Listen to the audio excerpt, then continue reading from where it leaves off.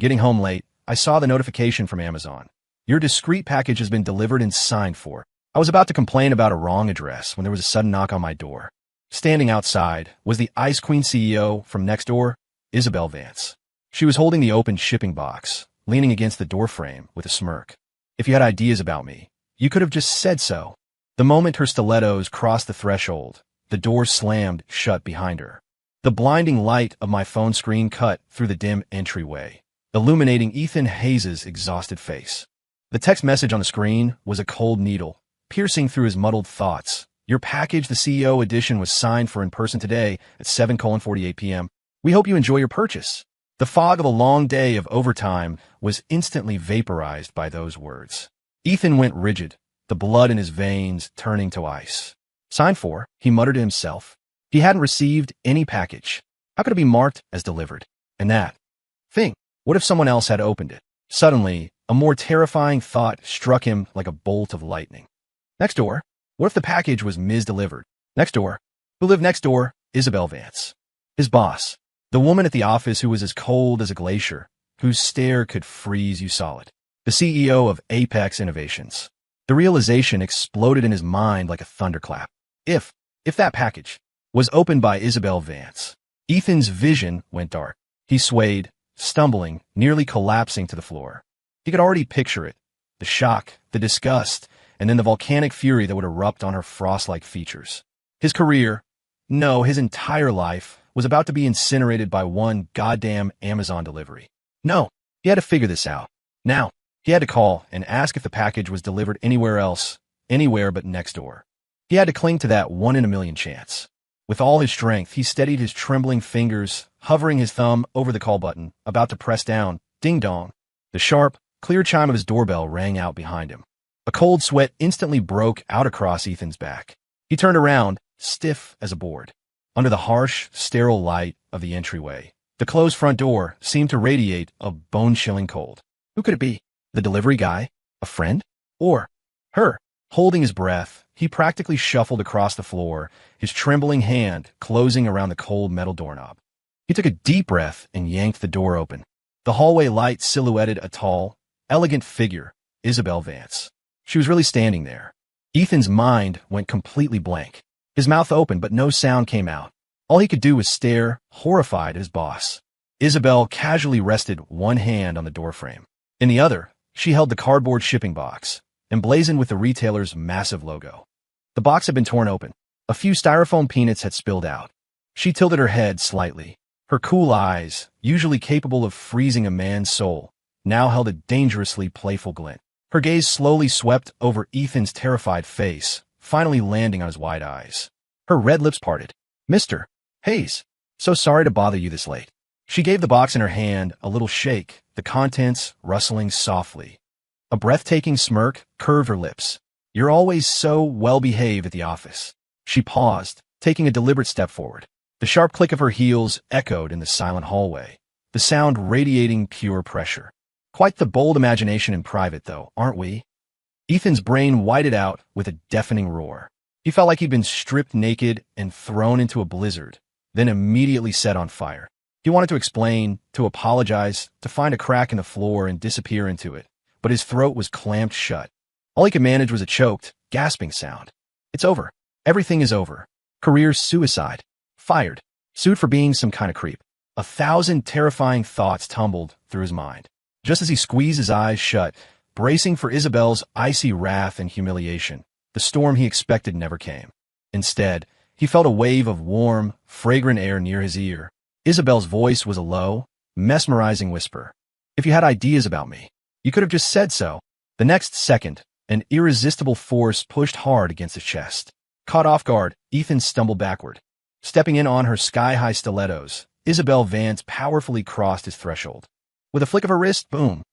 The heavy front door slammed shut behind her, sealing them off from the light and sound of the outside world.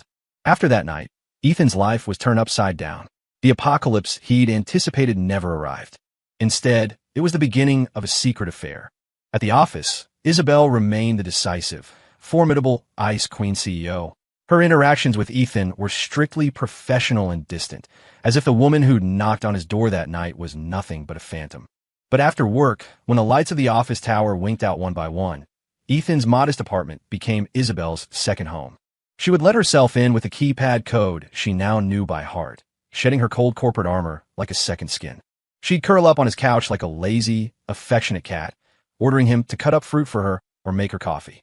She'd even pat around in one of his oversized t-shirts, barefoot on the hardwood floor, munching on potato chips while laughing shamelessly at some trashy reality TV show. Only at certain moments would her queen-like command return, taking charge of everything. The stark contrast was both intoxicating and terrifying for Ethan. The sweetness was real. The moments of dependence and affection she showed in private made his heart melt. But a persistent anxiety followed him like a shadow. A woman like her, how long could this sudden interest in him possibly last? Would she one day get bored and toss him aside like a worn-out toy? He carefully guarded their secret, savoring the stolen sweetness. One afternoon, Ethan was buried in a critical project report when there was a knock on his office door. "Come in," he said without looking up. The door opened, and a wave of youthful energy washed into the room.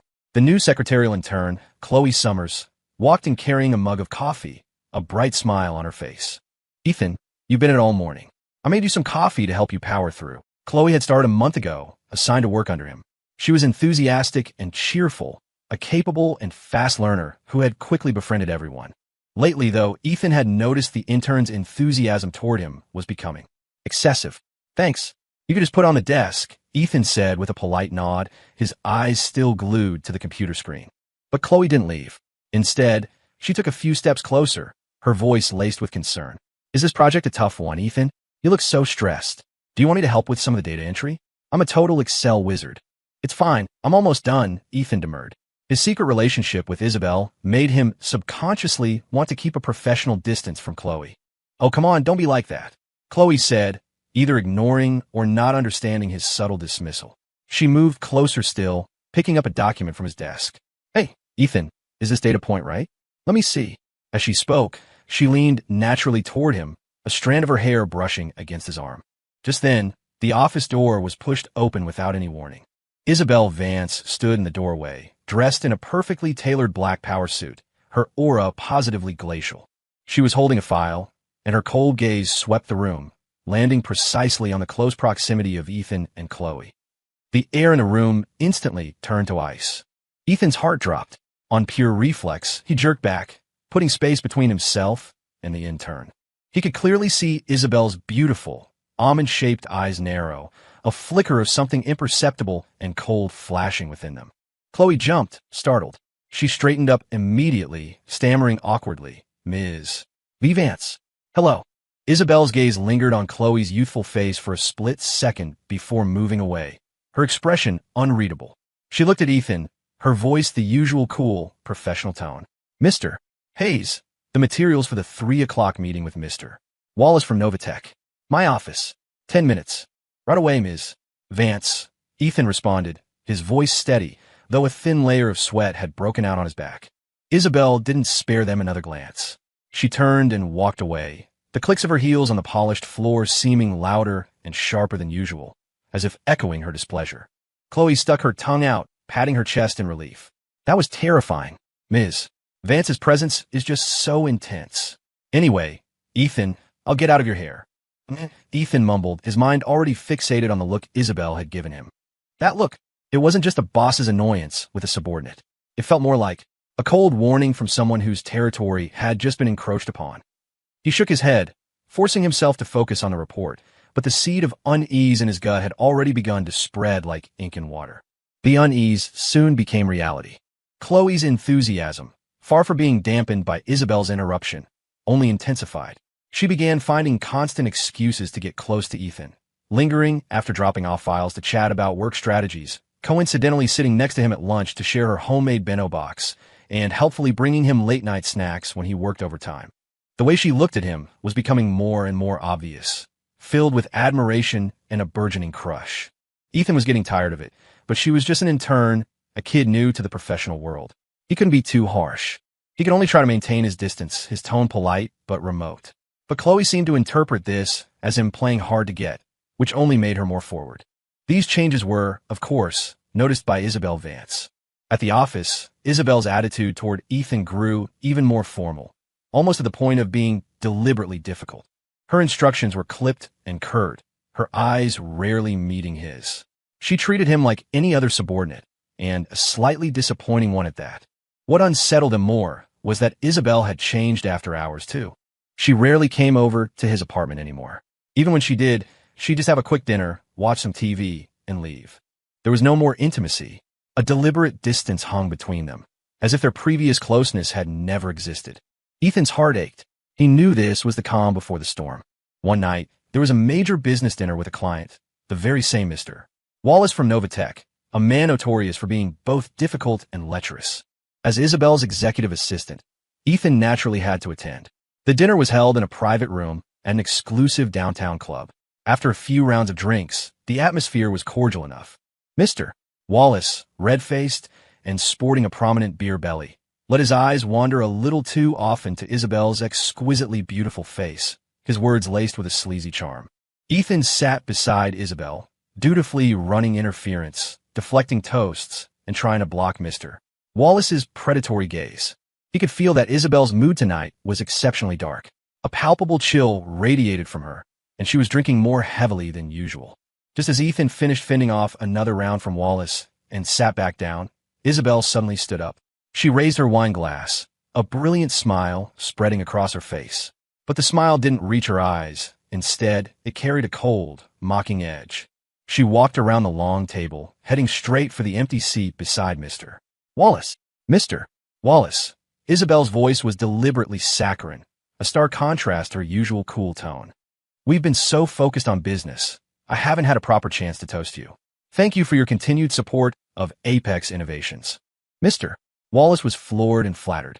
He scrambled to raise his own glass, the wrinkles on his face deepening with his greasy smile. Not all, Ms. Vance. It's my pleasure, my pleasure. You're a true visionary, and so stunningly brilliant. Isabel let out a soft laugh. Her eyes danced, her gaze flicking pointedly across the table to Ethan, whose face had instantly frozen. Then, she deliberately sat down next to Mr. Wallace, their bodies now incredibly close. You're too kind, Mr. Wallace, Isabel said, swirling the red wine in her glass. Her voice wasn't loud, but it carried clearly to Ethan's ears. It's seasoned, reliable veterans like you that we should all be learning from. Much better than some. She paused intentionally, her gaze once again landing on Ethan, this time filled with undisguised contempt. Young people who are all flash and no substance, with their heads in the clouds. Mr. Wallace was practically preening. His hand started to snake its way toward the back of Isabel's chair. Ms. Vance, you have a sharp eye for talent. Come, another drink. To our future partnership. The scene, Isabel smiling, laughing, practically leaning into that repulsive old lek, was a dagger of ice straight to Ethan's heart. He watched her clink glasses with Wallace, watched her ignore him, watched her use herself as bait just to spite him, even tolerating the man's oily presence as he encroached on her space. A firestorm of hurt, fury, and a jealousy so intense it was suffocating erupted in his chest. Crack! Ethan shot to his feet, the legs of his chair screeching against the floor. He couldn't take it anymore. As everyone stared in shock, he rounded the table in a few long strides. Under Isabel's gaze, which held a flicker of triumphant amusement and a barely perceptible smile, he seized her wrist. What do you think you're doing? Isabel's voice was laced with a theatrically engineered surprise, but her wrist only gave a token, strengthless struggle. Ethan ignored her completely, ignored Mr. Wallace's sputtering protests. His eyes were dark and terrifying, roiling with a storm of pent-up jealousy. He yanked Isabel out of her seat, his voice low, forceful, and absolute. You're leaving with me. Without another word, ignoring the room full of dropped jaws, he pulled Isabel, who followed his lead with a gait that could almost be described as light and pleased, and strode toward the door without a backward glance. Just as they were about to exit, Isabel turned her head. Her face wore an expression of sincere apology, but her eyes danced with an unconcealed, triumphant smile. She raised her voice to the stunned Mr.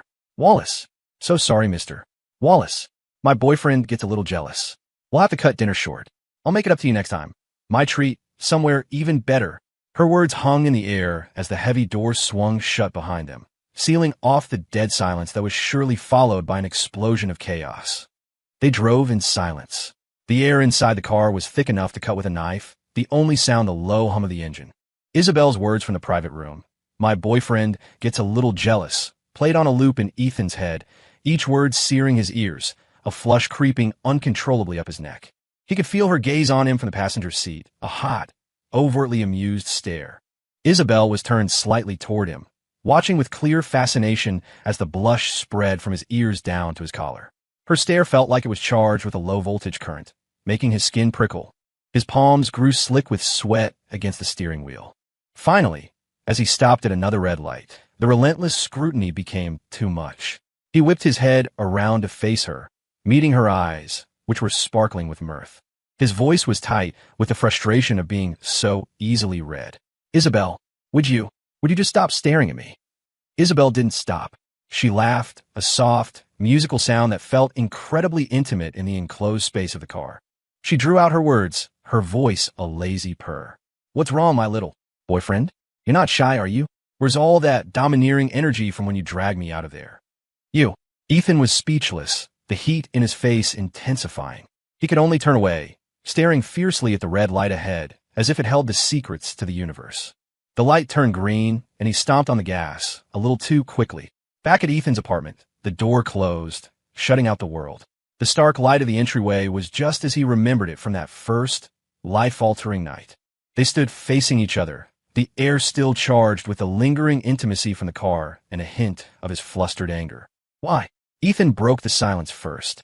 His voice was low and hoarse, but the sharp edge was gone, replaced by confusion and a sliver of residual fear. Isabel, you know how I feel about you. Why would you do that? Why would you use that pig, Wallace, to get a reaction? What if? He thought of Wallace's greasy leer, and the needle prick of pain returned to his chest. Isabel didn't answer right away. She leaned back against the entryway console, her posture relaxed, filled with the smug satisfaction of a predator after a successful hunt. She watched him, that familiar, possessive smile playing on her lips. Why? She repeated, her voice a slow, deliberate drawl. You really don't know? She took a small step forward, the click of her heel sharp on the floor. That in turn, Chloe, the way she looks at you, like she wants to devour you whole. Wiping sweat off your brow. Bring you lunch? So attentive, so young, so full of energy. Isabel's eyes narrowed, her queenly aura filling the small space. I didn't like it. Not one bit. So you deliberately. Ethan understood now, but the thought of her putting herself in that situation still made him angry. Yes, Isabel admitted freely, a hint of pride in her voice. And it worked beautifully, didn't it? My boyfriend. She savored the last word, her eyes glittering. You see? You got angry. You pulled me away. You staked your claim in front of everyone. Ethan looked at her smug, mission-accomplished expression and didn't know whether to be angry or amused. The flush of embarrassment from the car returned. And what was that boyfriend thing all about? In front of Mr. Wallace of all people. Isn't it the truth? Isabel raised an eyebrow, interrupting him, her tone matter of fact. From the moment you ordered that doll, no, from long before that. I never planned on letting you go. Ethan Hayes, did you really think you could escape after that night? She closed the distance between them, her fingertip tapping lightly on his chest. You were already mine. I just put my stamp on it. Tonight was merely a public announcement. Her bold, domineering declaration made his heart pound, but a deep-seated question finally surfaced. He took a breath, deciding to finally ask the one thing that had been bothering him for months. Isabel, you're a millionaire. Why? Why would you live next door to me? In a normal apartment building like this? The smile and the look of absolute control on Isabel's face froze. The impenetrable armor she wore seemed to crack. Her body tensed, her eyes darted away, and she quickly looked down, avoiding his searching gaze. All the effortless confidence vanished in an instant, replaced by the flustered panic of someone whose deepest secret had just been exposed, and a profound, buried vulnerability.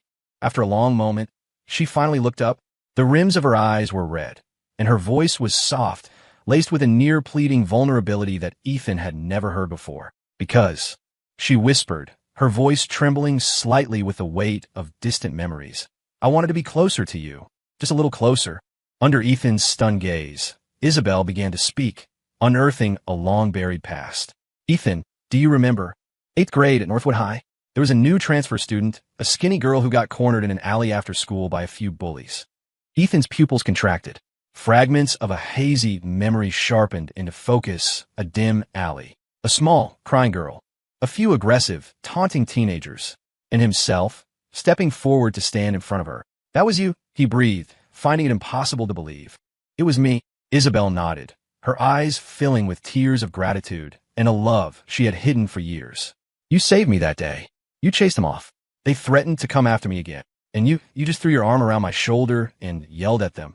She's my girlfriend. You dare touch her again and see what happens.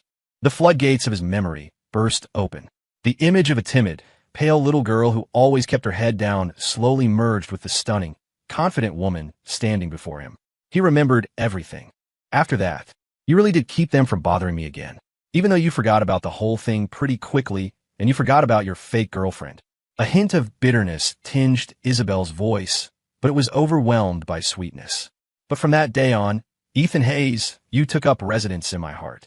And you never, ever left. She raised a hand, gently tracing the line of his jaw as he stood there in shock. Her gaze was so tender it seemed to melt. I watched you from afar.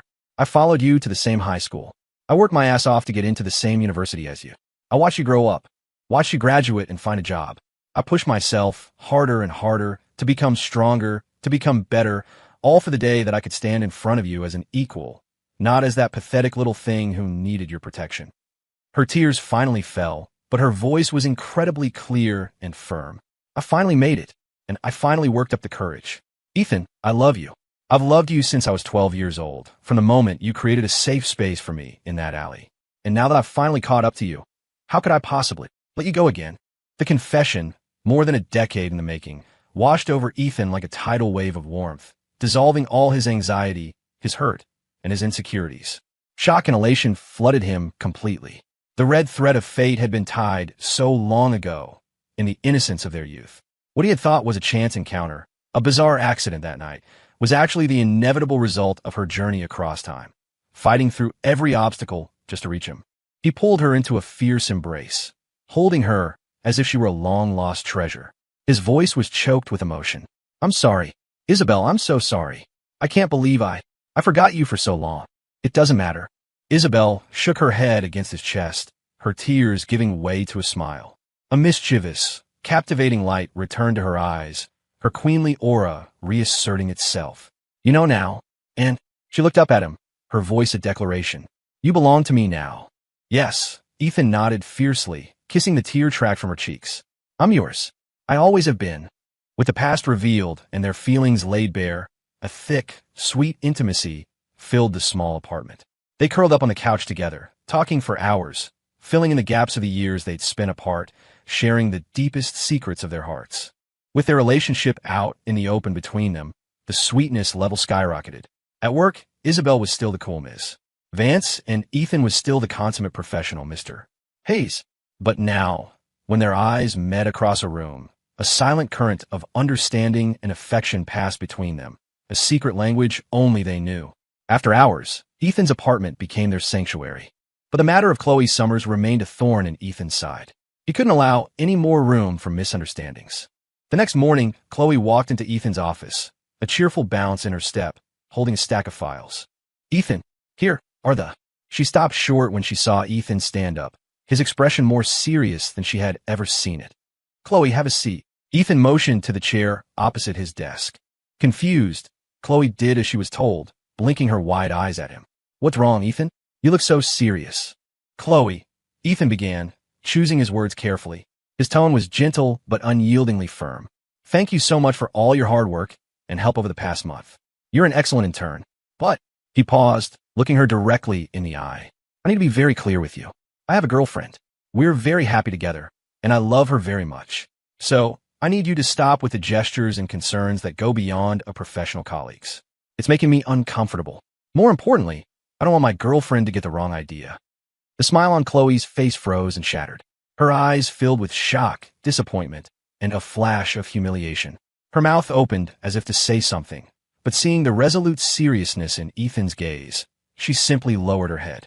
Her voice came out strained. I understand, Ethan. I'm sorry. I didn't mean to cause any trouble. You're a great person, Chloe. Ethan softened his tone. We just weren't meant to be. Focus your energy on your work and on yourself. You'll find someone who's right for you. Chloe nodded, her eyes welling up. She clutched her files and quietly left the office. Watching her dejected form disappear, Ethan felt a pang of sympathy but mostly, he felt relief. This was better for everyone. However, life rarely unfolds as expected. Less than 5 minutes after Chloe left, the company's internal PA system crackled to life. Isabel's distinct, cool voice filled the office. "Attention! All personnel, please report to Conference Hall 1 in 10 minutes for an emergency all-hands meeting. Attendance is mandatory." An emergency meeting? Ethan was puzzled. There weren't any major company-wide issues he was aware of, but an order from a CEO was an order. He quickly organized his desk, grabbed his notebook, and headed for the main conference hall, a sense of confusion growing inside him. The hall quickly filled with people, employees from every department murmuring among themselves, wondering what was going on. Chloe was there too, sitting in the crowd, her eyes still a little puffy. As the CEO's assistant, Ethan walked directly to his reserved seat in the front row. Just then, Isabel appeared at the side entrance to the stage. She was wearing a powerful, brilliant white pantsuit today, looking every bit the Snow Queen. But she didn't walk toward the podium. Instead, under the watchful eyes of the entire company, she strode with calm, elegant steps directly toward Ethan. The entire hall fell silent. You could have heard a pin drop. Hundreds of pairs of eyes were locked on the two of them. Chloe's jaw dropped, her hand flying to her mouth. As Ethan stared, completely bewildered, Isabel stopped in front of him. Her face was a neutral mask, but she extended her hand to him. On instinct, guided by a wave of confusion and a strange premonition, Ethan took her hand. The next second, Isabel pulled, hauling him to his feet. Then, to the collective, dumbfounded shock of every employee, she held his hand and, under the intense scrutiny of 1,000 questioning gazes, led him up the steps and onto the main stage. Standing in the center of the stage, facing the sea of people below, Ethan felt his heart hammering against his ribs. His palm was slick with sweat, but Isabel stood tall and straight, her grip on his hand unwavering. She picked up the microphone, her sharp gaze sweeping across the audience. Her voice, amplified, carried to every corner of the vast room, ringing with an undeniable, world-shaking authority. "Everyone, thank you for your time." She turned slightly, her gaze shifting to Ethan, who was standing beside her, rigid with tension. A smile, a sight so rare in the office it was legendary, slowly bloomed on her cool face. It was a smile that could melt glaciers, filled with tenderness and pride. She raised their joined hands for everyone to see, her voice ringing out, clear and firm, echoing through the conference hall. "I'd like to formally introduce you all to Ethan Hayes, my boyfriend, and, by extension," she paused for effect, "your other boss." Boom! After a second of dead silence, the entire hall erupted. Gasps, shocked cries, and a tidal wave of frantic murmuring crashed through the room. The bombshell had left everyone reeling. "Mr. Hayes, the CEO's boyfriend, their other boss." Chloe was frozen in her seat, her eyes wide with utter disbelief. Ethan was just as stunned. He never, in his wildest dreams, imagined Isabel would announce their relationship in such a spectacular, public fashion. He looked at the buzzing crowd, then at the woman beside him, at the unabashed love and possessive pride shining in her eyes, and a massive wave of warmth and indescribable emotion washed away all his tension. Amid the deafening roar and the hundreds of eyes locked on them, he tightened his grip on Isabel's hand, lacing their fingers together. He straightened his back, met her smiling gaze, and a relieved, resolute smile spread across his own face. Their other boss? Huh. He decided he could get used to the sound of that. Time flew.